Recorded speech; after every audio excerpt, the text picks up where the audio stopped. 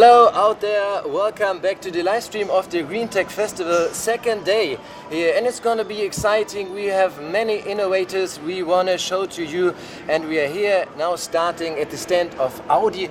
It is one of the most successful manufacturers of premium cars. We are very happy to have Audi here again this year. Is one of our founding partners. Vorsprung durch Technik is their promise. Here next to us is Hendrik Wenders, Senior Vice President Audi brand. Good morning. Hello. Good morning, Christian. Happy to have you here. Why are you excited to join GreenTech Festival? Christian, actually for two reasons. Reason number one, we are able to share our technology, all our efforts we are doing with regards to sustainability. And number two, to be surrounded with like-minded people. Because sustainability cannot be solved by one individual. We need as many people as possible, because the more we are, the greater our impact will be. Vorsprung durch Technik, we want to talk about your new techniques. It's e-mobility is the topic you brought. Behind you we have the etron. It's the Q4 etron. What's it about? So it's a concept car which we are going to launch as a serial production car next year. So in order to provide zero emission-free mobility, we are going to electrify our portfolio.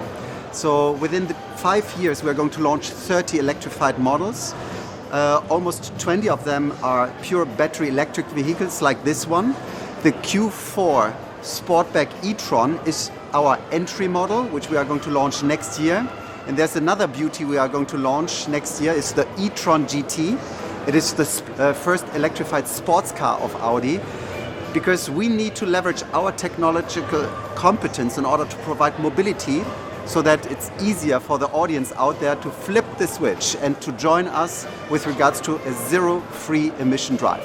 That sounds cool. Sustainability is probably a huge topic for you. How important is it for you? It is for me very important, as we are not able to postpone climate change, and therefore we are not able to postpone all our activities.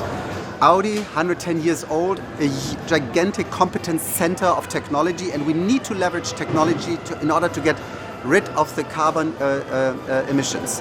So this is the reason why we look at it as a whole. So we have a clear target in order to become carbon neutral by the year 2050. And in order to achieve this target, we are decarbonizing all areas: supply chain, production, usage, recycling. So we are covering the entire cycle in order to achieve this target. You are a brand that is very aware of the supply chain, and for e-mobility you need batteries. How do you see the development of it? The beauty is that the batteries are finally able to provide the range we need, so that you can switch to electric drive, because you want to have a certain mobility range which needs to be provided. That was a limitation so far. And we are cooperating with others in order to define a standard, because as more we are and working on the same standard, the cheaper the battery will be. And with the cheaper battery, which is the most important component in an electric vehicle, it's more accessible for the audience out there. And of course, when we look at the battery itself, we also look into the entire supply chain and recycling circle, and we are even looking into business models with regards to second life use cases, which we are also exhibiting here on the booth. Your exhibition, what is the topic you brought to this year? So on the exhibition we have the Q4 e-tron concept with regards to mobility. Then we are having an exhibition with regards to supply chain. Then we do talk about production, and then about the second life use cases. This is what we shared with the audience here today and with the GreenTech 2020. And with regards to supply chain, it's so important to us because there are so many components which we are implementing in our products. And you have to take into account, building a car requires a lot of energy and lots of parts. So this is why we are not just decarbonizing our production facilities. So the first plant is CO2 free already. It's our plant in Brussels. The next one is in Hungary, where we just implemented the largest photovoltaic rooftop facility, 160,000 square meters of photovoltaic in order to provide 12 megawatt per hour peak performance. So a lot of energy. So we have a clear plan to decarbonize our plants. but we are having 16,000 suppliers working with us. So we are also decarbonizing the entire supplying industry.